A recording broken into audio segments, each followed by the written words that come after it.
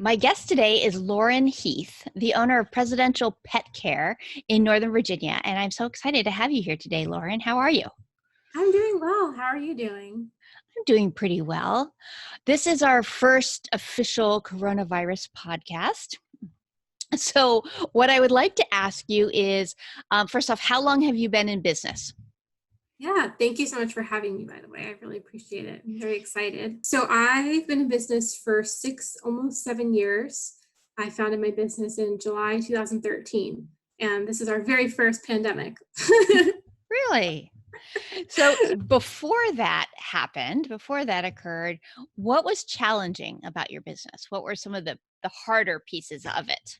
That is a great question. I think pre pandemic, a lot of the issues, I'm being 100% honest, I think a lot of the issues that we were having were me thinking that there was all these issues, and it's actually now I'm learning a mindset thing. So I mean, I could go into detail about, oh well, we need more structure in this way and more procedures about this and that, but I'm now learning post pandemic or during pandemic that all of those things still exist, but it's just that my mindset around them have changed. So it's been very interesting process to kind of come to that realization. It is really interesting, isn't it?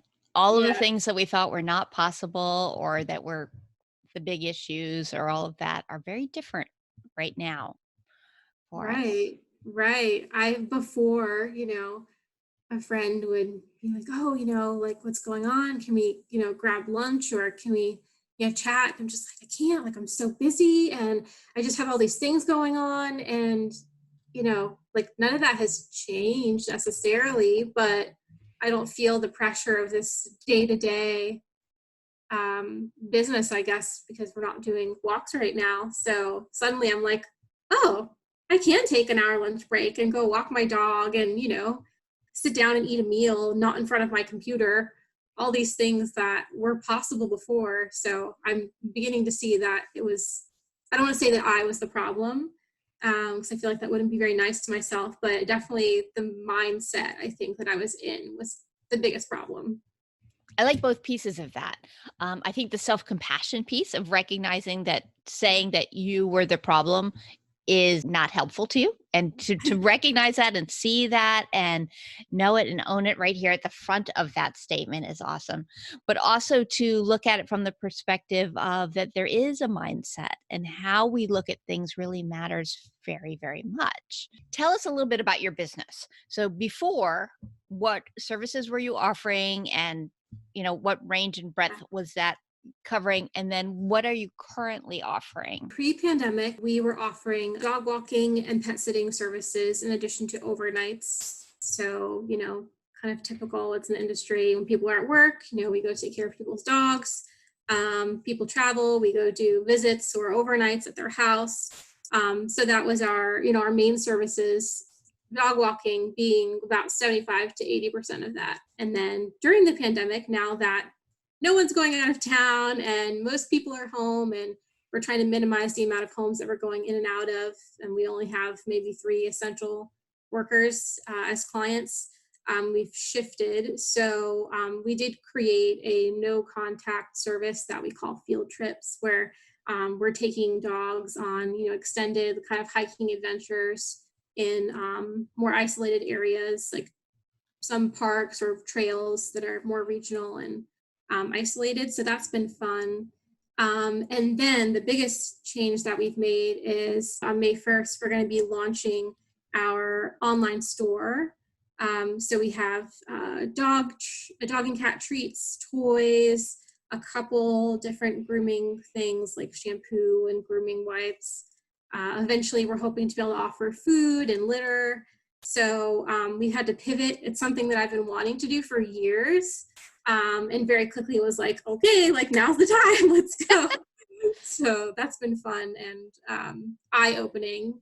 Something I was like talking myself out of for, I kid you not, years. I was going through notes recently and it was like 2015. I was like, online store. And that was what, 5 years ago? And then it took me maybe a month, I've been working on it. So It's Mm-hmm. funny what you can accomplish when your brain isn't telling you that you can't. So Yeah.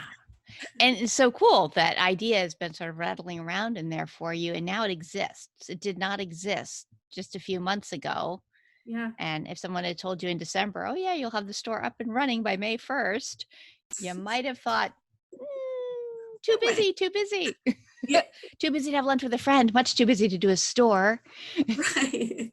So when you're looking at this and you're seeing this growth opportunity of the store will still exist when we get back to normal, whatever that might look like. So that's a whole new piece of your business that now exists that didn't before. That's a real interesting thing for you. What shift does that cause for you? Oh, it's so exciting. I'm so excited because it opens so many more opportunities, and it kind of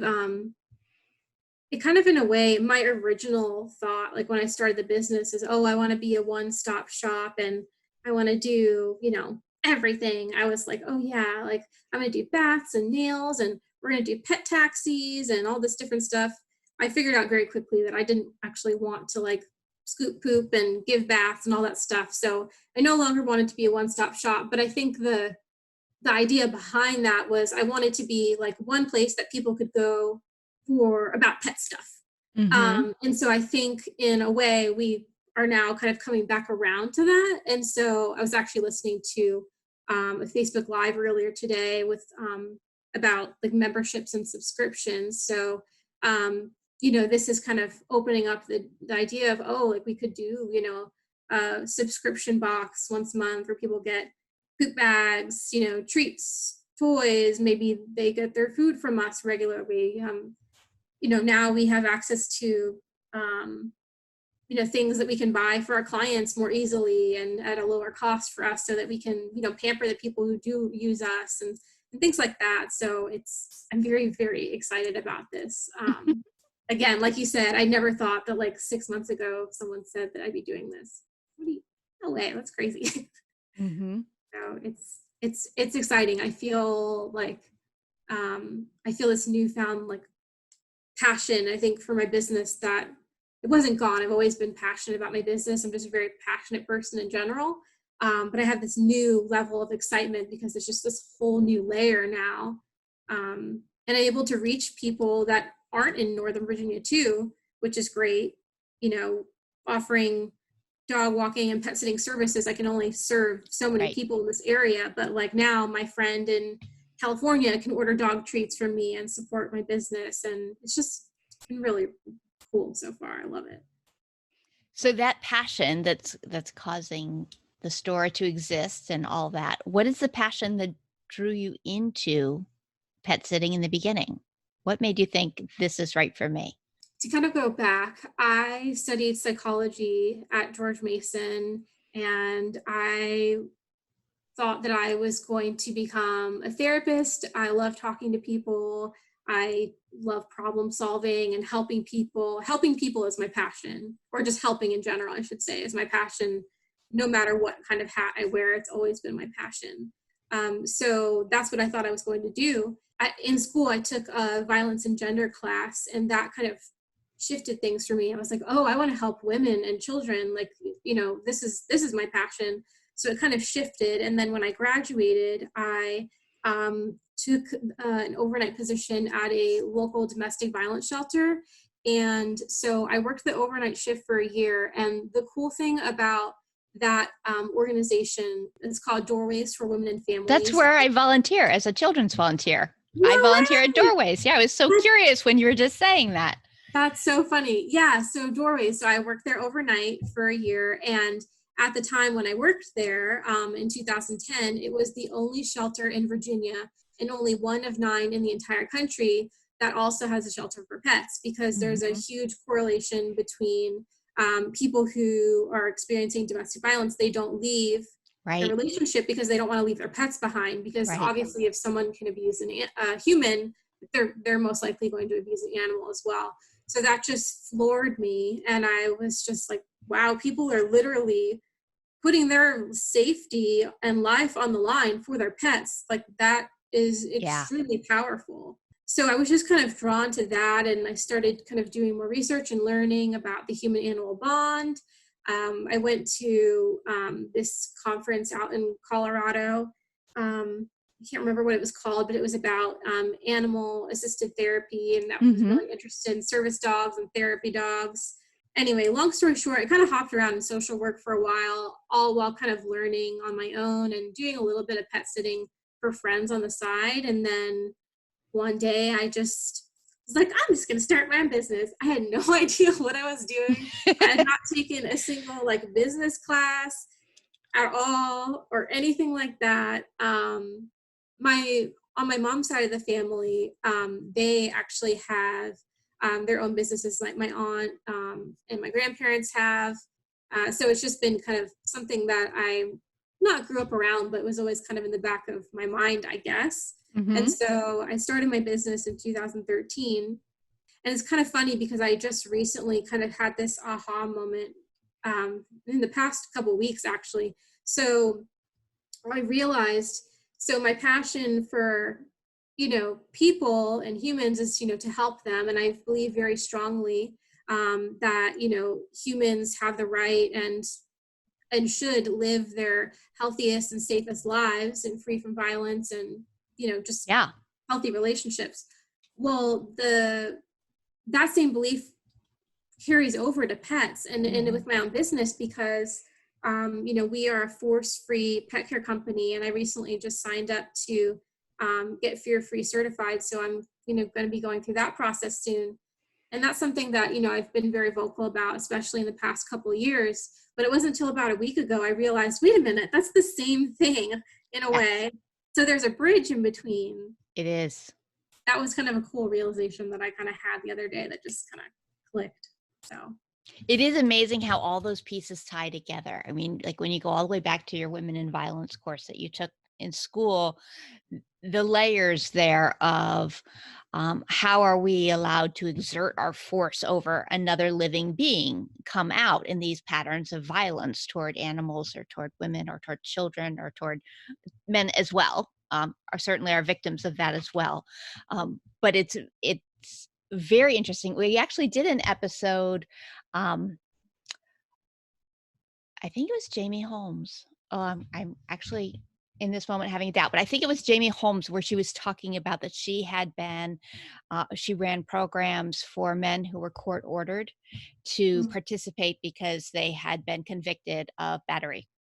okay. And one big element was a little bit of that, like, what are you entitled to? What are you feeling like you're entitled to that allows you to exert your needs and force onto others? And it was an interesting perspective because I think that happens with our animals all the time, where we think that a dog should obey Mhm. because they should, because they love us, because of course they would listen all the time. And we're like, really? Because they're alive and they're very interested in rolling around in mud.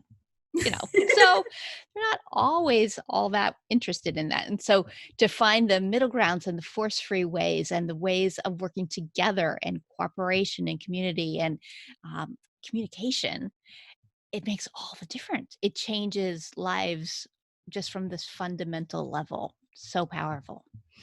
Absolutely. Yeah, I mean, I completely agree. And I think, what you were saying, rather than approaching, whether it's you're approaching a human or an animal with kind of like an alpha approach, um, it doesn't get you to that um, a place of understanding with one another. Hmm. And so, yeah, it's definitely affected, I think, my perspective on my business, and probably is why I, in a way, feel more. I don't want to say more free. I feel like that's like very woo, but I just think that I don't know. I've had such a shift, and I think I'm just now realizing, having had that connection that I just made, even like a week or two ago, and then just kind of having the realization of, you know, I am my only limit with my business. And so it's just really, I don't know, it's been very empowering this time period, kind of coming to all of these realizations and talking with people like you um, who've just kind of led all these kind of like good conversations. And I don't know, it's just been really, really great. time to connect with so many different people about all these different things. It's so cool. So tell me what that's doing for you. I think I just feel more free, to be honest. I know that I'm very I don't want to say type A because I'm not, but I'm definitely I'm drawn to more like structure, and it feels good sometimes, but then it also really stresses me out, and I'm confined by the pressures that I put on myself. So like yesterday, for example, so when you met with us, you came and was a speaker for us at our pet professional group, right? You asked us like, hey, what are we committing to? And I was like, I'm going to walk miles 6 times a week or whatever. And so in my head I'm like, okay, that's what I'm doing. Like, I set this expectation upon myself, and then yesterday I just didn't feel like it. I was really like in the zone with what I was working on with the store, and old Lauren would have been like, no, like, you committed to do this, like you need to go do it. And yesterday I was just like, okay, well, I'm just going to reevaluate my goal. Like, I'm just going to change it because I'm the one that said it, so why can't I change it? This is meeting my needs more. I'm not just obviously, like, if I'm sitting on the couch every day watching Netflix, like, okay, I don't want to go, well, that's different. But I was in the zone, I was journaling, I was working on something for my store. And so I think just what all this has done for me is I've given myself permission to change my mind and also just kind of go with the flow a little bit more, rather than feeling like I need to have everything planned out. Although I love my planner and I'm obsessed with my planner. I've incorporated, journaling and reflecting and self-care before I start my planner, if that's a verb now. So, I know this pandemic has been very, very difficult for a lot of people, and it's been very difficult for my business. But I think it's been very, very good for me personally, and therefore that's kind of trickling down into my business, which feels very, very good. Yeah. Yeah, I think that's really powerful and profound. I think that sometimes things like, journaling and getting your brain giving yourself the time and space and permission to think things through and to figure out what's right for you and to go with the flow, I think is what you said, and make changes and all of that. That feels not productive. And yet, it is the most valuable piece for being productive because it helps give you the clarity and the focus and the ability to decide. Like, you do all of that before you pull out your planner. Then when you pull out your planner, you're like, ding, ding, ding, here's what I'm going to do Mhm. because I know what I want. And that's awesome. Yeah. So how are you going to make sure you maintain that amazing freedom when all of a sudden all of the non-essential people go back to work and they suddenly call you up and say, my dog would really love to go outside every day, and make you just as busy as you used to be? Right. So I am not a morning person at all. I definitely love being up late and all of that. And I'm very much of the perspective of people should adjust their productivity to whatever makes most sense for them within reason that fits into their own life and society. um, that being said, I am trying to wake up earlier. My goal is not to be a 5 a.m. person. That's just not going to happen, at least in this year or the next 5 years or 2 years. I shouldn't say 5 years, who knows? But it's not a goal of mine, but I'm just trying to kind of shift a little earlier, an hour, or so. So I think, waking up earlier, and I'm not even doing work any earlier. I'm just doing that, what I was saying earlier, the journaling, reflecting, just allowing myself to kind of have a minute to like just breathe for a second before I even get out of bed, take a longer walk with my dog. I make sure that I eat my breakfast or have my breakfast before I sit down. Um, so I think that honestly is a really big part, because I wasn't doing that before. I was waking up as late as I could, and then kind of rushing through and just starting off the day feeling like just kind of stressed, Mhm. tight, and like someone's sitting on your chest, anxious. So having doing that has really helped. that being said, I've been trying to do that for a very long time, and I couldn't hold myself accountable. So the one thing that's really helped me is I have a friend who also has a business, and she's been trying to do the same thing, for different reasons. She's a mom and she has kids, and so she's trying to have some her time, um, before the kids wake up and she has to, Mm-hmm. take care of them.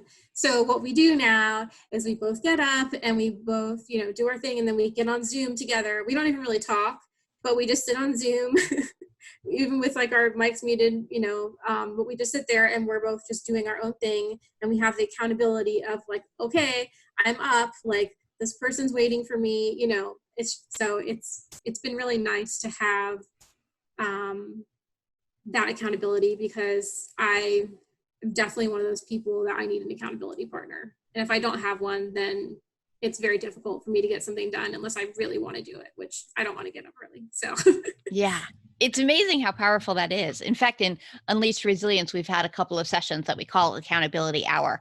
And we come on and we say, okay, here's what I'm going to get done. And it is completely valid if it's I'm going to sit and read a novel for an hour, like I'm going to tell myself I have permission to do that, or it's something that's a little bit more typically painful, like I'm going to organize all the receipts and get them into QuickBooks. But either way, we come in on the beginning, we say, here's what I'm going to do. And then we work, and we come back and we say, here's what I got done and how it feels. And it's just sort of that kind of like, okay, we can do it. We can do this. Just kind of check in, do, and go. And it's just a funny thing how so often the job that we've been like, oh, it's going to take forever. It's done well within the hour. And then you had time to do something else. You're like, oh, yeah, I did the receipts. And then I did this. And then I scheduled the 3 appointments I needed to do. And then this other thing got done too. Awesome. yeah, It's that magic of working kind of in tandem, even though not you're working with anyone, you're working by yourself, but someone right. else is doing it too. Well, and I think also with that too, it's like a mindset thing as well, because if you're like, okay, I hear all these other people, doing whatever it is that they're going to do, like, at least for me, I'm naturally like, yeah, like you're going to do it, whatever you want to do. Like I support you. And so then I'm, getting that same thing from other people in Hmm. return. And so it's like, yeah, I can do it. So, yeah, I think that accountability is a really powerful thing. And Yeah. I think it's interesting too, as, at least as a business owner or entrepreneur, it's different, I think, for us because, if you are in an office working 9 to 5, or if you're working for somebody else, yeah, I think it's just a little bit of a different dynamic. Yeah. I think for pet pros, it's very difficult to decide which hours are work hours and which hours are not work hours. That seems to be such a common concern is that the work bleeds over, not just mentally, but actually tactically as well into hours that you thought you weren't going to be working. So there's not that distinction, which means that the rest and recuperation is not occurring as effectively as it could or should. And one of the things that we say all the time is, that self care is the best business plan. And that sounds like a trite little slogan, but when you were just describing the things that you have been doing that are helping you, they're all things that help your business too. You've been eating better and you've been walking slightly longer walks with your dog and you've been journaling and you've been working on sleeping and you've been, connecting with your friend, and all of those make you a better business owner. Mhm. And intellectually we kind of know that, but it's hard to stick with sometimes. But when you say it and you hear the passion in your voice and how delighted you are, here we are, we're in a pandemic and your business has been shrinking because you said you had 3 clients right now who are essential workers and the remainder of your clients weren't, and yet you're happy and engaged and excited and building something. That's because you're taking care of you, and that's awesome. Yeah. It's funny because people always say, just like you were saying, like, oh, get more sleep, drink more water, all these things. And we're like, yeah, I know, I know. And I think it just kind of becomes like, um, background noise almost in a way. And then when you're like, start doing it, you're like, oh, Yeah. now I see why people are saying that. So it's definitely, it's a really powerful thing. I'm very appreciative. And also just focusing on not just self-care, but, professional development too. I think Mm-hmm. I was, because it wasn't like urgent in the Mm-hmm. past, I was just like, okay, whatever, that can wait, that can wait. But like everything can always wait, or it can very easily wait. And it's just like, it's going to keep getting put off. Right. Don't make time, even if it's for 30 minutes once a week, just, making time to grow. Mm-hmm. Um, it's, and I'm realizing the importance of it and how good it feels to have it and give it to yourself and give yourself permission to have it. So, Yeah. I think the giving yourself permission piece is a big piece of the struggle for so many pet professionals, because when we do it, it feels great, but it's so hard to do. It's like, oh, I don't have time for that. I don't, that's not the most urgent thing right now, but it's something that will make you feel better. And in case of like professional development, it's something that will make you better at your job, at your career, you know, make the job and career easier, all of those pieces. And yet still it's hard to carve out the time for these things. I think we all kind right. of struggle with that.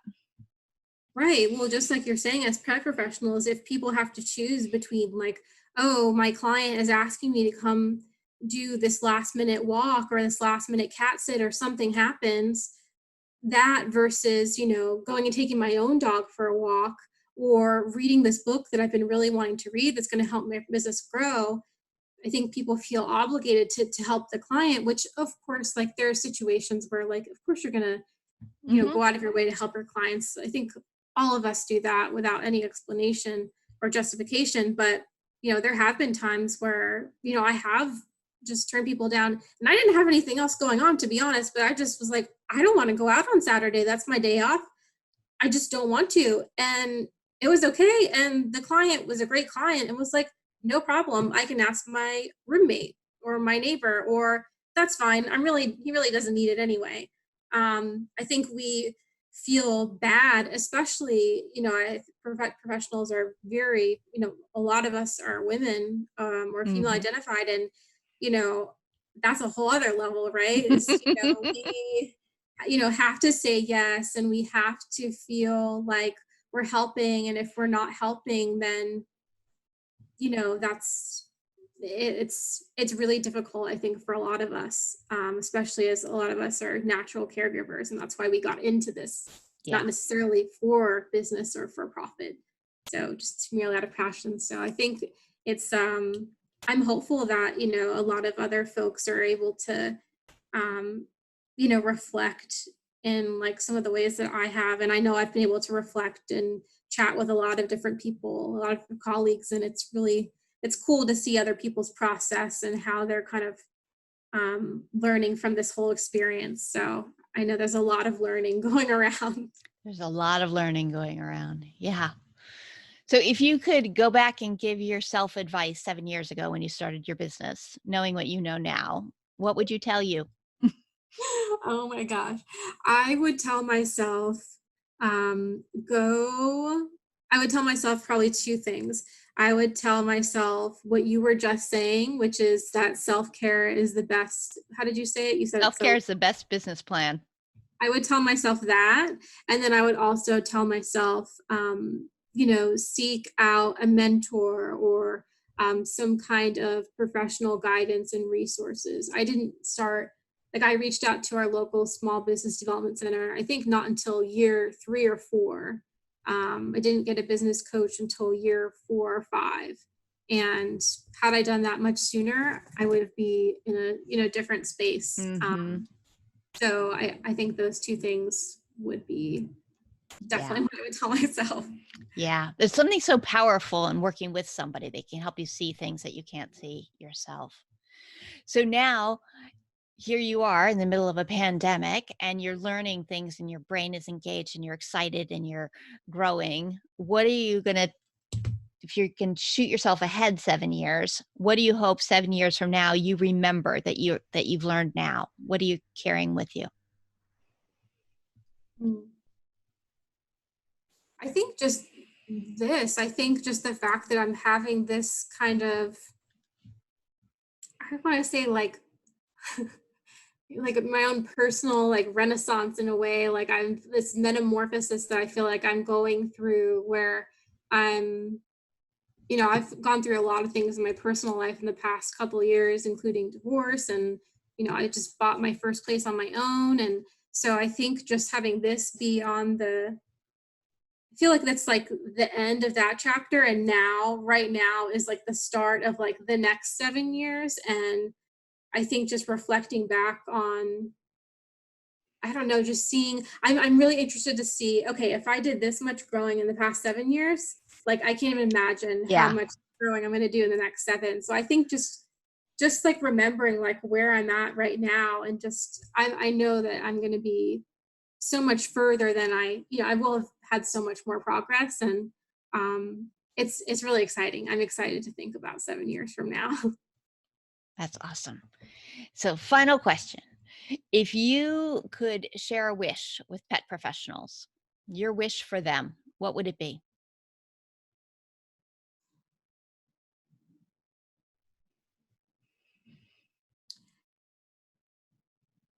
I think my wish would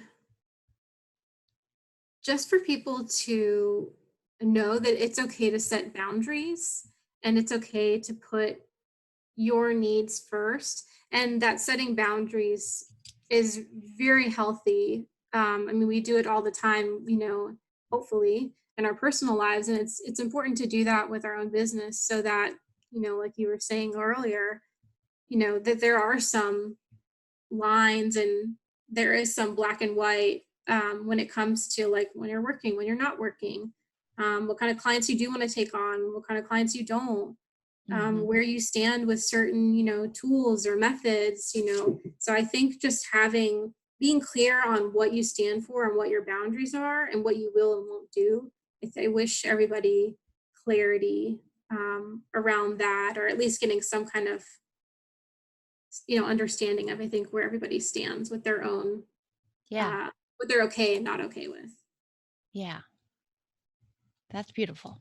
So, if people wanted to learn more about you and your work, how could they do that? People can learn about my business, Presidential Pet Care, just by going to our website, presidentialpetcare.com. And our online shop will be on there as well. And I believe the URL for that will be presidentialpetcare.shop. That's my hope. So, Okay. yeah. And then on social media at PresPets. At Pres Pets. Yes. Okay. Wonderful. Well, thanks so much for joining me today on Unleashed at Work and Home. I really appreciate you coming on and sharing your experiences with all of us.